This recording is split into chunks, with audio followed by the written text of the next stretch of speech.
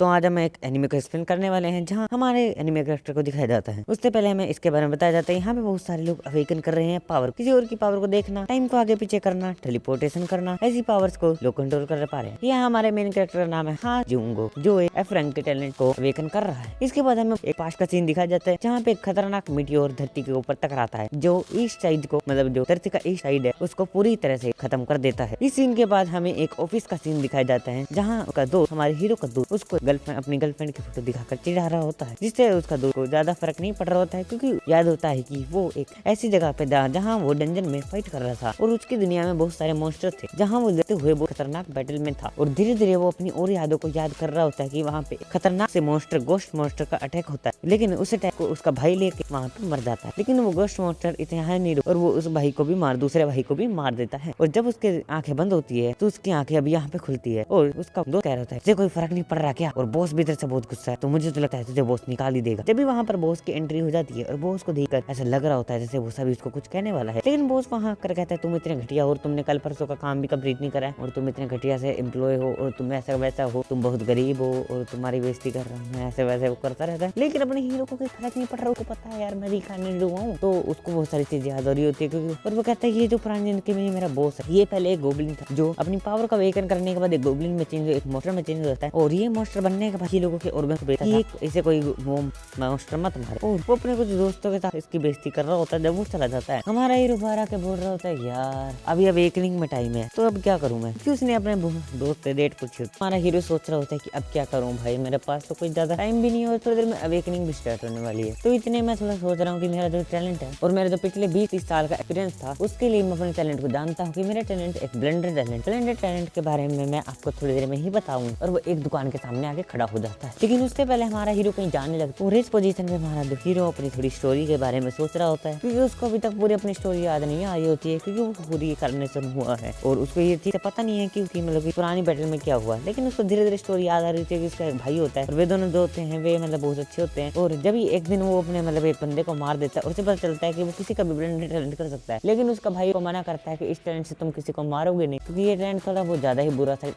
Even नहीं है भाई, मतलब किसी को मारोगे तो उसका टैलेंट मिलेगा ऐसे मारने पर। हाँ, तो इसलिए ऐसा हो रखा होता है, इसलिए वो उसको किसी के टैलेंट लेने का मना करता है, इसलिए इस बेवकूफी के कारण वहीं पे मारा जाता है और उसका भाई भी वहीं पे मारा जाता है। और यहीं पे वो कहानी यहाँ पे एंड हो जाती है। लेकिन इस बार वो रिकार्डेड हुआ उसी दिन जिस दिन अवेकनिंग हो रही थी, उसी दिन रिकार्डेड होता है। लेकिन वहाँ से हमारा हीरो अपनी पता नहीं क्या लेके आता है, एक है और एक रॉक को लिया आता है। और अभी इसका काम हमें आगे देखने को मिल सकता है एनीमे में। तो आगे चलते हैं, हमारा हीरो एक गदर से स्माइल दे रहा होता है जिसको देखकर बहुत ज्यादा ही इविल फीलिंग आ रही है। वहीं हमारा हीरो अब अपने मतलब की बाथरूम में चला जाता है, जो उनका मतलब होता है बेस है, तो आप वहाँ पे घूमने चले जाता है, जो कंपनी होती है वहाँ के बाथरूम में जाके बैठ जाता है, क्योंकि उसकी अवेकनिंग मुझे ऐसी जगह पे करनी होती है जहाँ पे कोई ना हो, क्योंकि जिसका ब्लेंडर टैलेंट है वो सीधे ही मतलब बंदों को दिखाने में लुक की अपनी मतलब वो करने के बाद मतलब अपनी अवेकनिंग करने के बाद वो वहाँ पे देखता है कि उसका जो ब्लेंडर टैलेंट है वो अभी एफ रैंक का है। और धीरे धीरे अगर वो जितनी मेहनत करेगा उसका मतलब जितने लोगों को मारेगा उतना उसका टैलेंट बढ़ता रहेगा। अभी वो इसी की चीज के बारे में ही सोच रहा होता है जब और उसके थोड़े सेंसेस जो होते हैं एक ब्लेंडर टैलेंट की वजह से थोड़े बढ़ गए होते हैं। उसके बाद वो सोचता है मेरा एफ रैंक का जो टैलेंट है उसे मुझे प्लस करने के लिए लोगों को मारना होगा, तो इसलिए उसने वो रस्सी खरीदी। उसे पता चलता है जो उसका बॉस वॉशरूम से निकलते हुए बोलता है अरे यार मित्र मुझे तो एक बढ़िया सा टैलेंट मिला, एस रैंक का टैलेंट मिला, तुझे थी डी।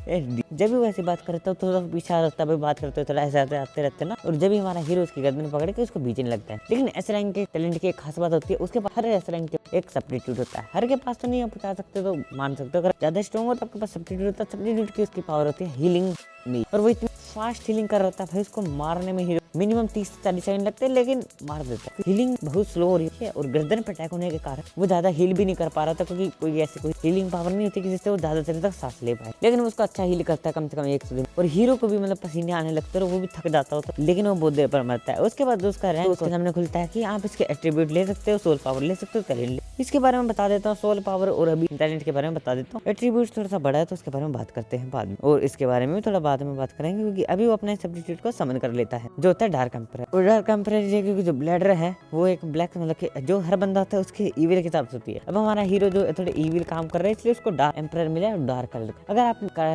कहानी में आगे बढ़ेंगे तो आपको कई सारे विलन्स मिलेंगे जो ब्लैक कलर के सब्स्टिट्यूट को यूज करते हैं, और जो अच्छे होते हैं वे ब्लू अलग रेड ऐसे कलर को यूज करते हैं, नहीं तो वह अलग कलर को यूज करते हैं। ज्यादातर अच्छे लोग व्हाइट कलर का प्रतीक मानते हैं इस दुनिया में। जब वो अपने वो सब्स्टिट्यूट को समन करके कहता है भाई तेरा एक ही काम है, इसको ठिकाने लगा, तो वो कहता है ठीक है सर मैं इसको ठिकाने लगा जाता हूँ। लेकिन जो ये मोस्टर होता है ये थोड़ा बोल नहीं सकता क्योंकि इंटेलिजेंट थोड़ी कम होती है, जितनी इंटेलिजेंट ये उतना ही मतलब बोल सकता है। उसके बाद अपना हीरो थोड़ा सा मजे में होता है क्योंकि जो रैंक होता है वो सी में बोल चुका होता है, लेकिन वो किसी को बताता नहीं, कोई बताने का नहीं हो। लेकिन उसके ग्रुप चैट में पता नहीं बंदूक क्या आग लगी होती है, सब अपने इनके बारे में बता रहे हैं। भाई कोई कह रहा है मेरा ऐसा कोई डी, वहाँ पे बंदा बोलता है अरे तुम सब नूब हो नूब, मेरे एस रैंक है। लेकिन उस पर हमारे हीरो की नजर पड़ जाती है, एस रैंक तू तो गया बेटे, मैं सोच ही रहा था आप कैसे एक नया वो करूँ ब्लेंडर, तू तो मिल गया बेटे, तू तो गया। जब भी वो उसका जो सीन दिखाई जाती है जिसका नाम होता है लूमिंग, जो अपने एक कमरे में बैठा होता है तुम्हें समझ कर जाता है, जिसका नाम होता है मेक अ विश। कह सकते हैं मैं इसको मेक अ विश ही कहूंगा मैं, तो आपके विश गार्डियन भी कह सकते हो। ये जो होता है ये किसी भी विश को पूरा कर सकता है, लेकिन इसकी विश की एक कंपटीशन है। मान लो अगर आपने सोने का हीरा मांग लिया, एक हीरा मांग लिया कोहिनूर, तो ये आपको ला के देगा, लेकिन उसके बाद ये सो जाएगा 3 4 6 साल 10 साल के लिए भी सोचते हैं, और फिर ये उठेगा। आप पढ़ने वाले एक दिन पहले उठ देगा, ऐसा हो सकता है। मतलब ये नहीं मतलब अगर आपने पावर ज्यादा यूज कर दी फिर नहीं उठेगा, लेकिन इसका भर गया फिर उठे, ऐसा हो सकता है। आप बच्चे हो गए पावर फिर उठे, इसकी पावर से वो कहते मेरी क्रश मेरी गर्लफ्रेंड बन जाए। मुझे मिलते तो मैं भी यही बोलता, लेकिन दुख की बात अपनी क्रश पे छोड़, हाँ वो बन जाती है क्योंकि मेकअप इसकी, लेकिन मेकअप इस दो होता है वो बहुत सारी पावर यूज हो जाती है, इसलिए वो कहता है मैं डीप स्लीप में जा रहा। डीप स्लीप मतलब होती है 1-2 महीने के लिए सो सकता है और 1-2 के लिए भी सो। डीप स्लीप का मतलब ज्यादातर तो 1-2 ही होता है, लेकिन अगर वो ज्यादा स्लीप करेगा तो पावर जल्दी रिकवर होती है। इसके बाद अपना लूमिंग सोच रहा होता है कि अब मैं क्या करूँ, क्योंकि दोस्त जो हमारा हीरो है हाँ जी वो फोन कर देता है और कहता है भाई मेरे पास एक ऐसे रैंक की टैलेंट की एक खतरनाक सा सीक्रेट पता चला है जो मैं तुम्हें बताना चाहता हूँ, जो ज्यादातर लोगों तक लाना चाहता हूँ। लेकिन मैंने तुम्हें ग्रुप में सुना तुम भी ऐसे रैंक हो, तो मैं तुम्हें सीक्रेट पहले बताऊँ। और जैसे वो कान के पास जाता है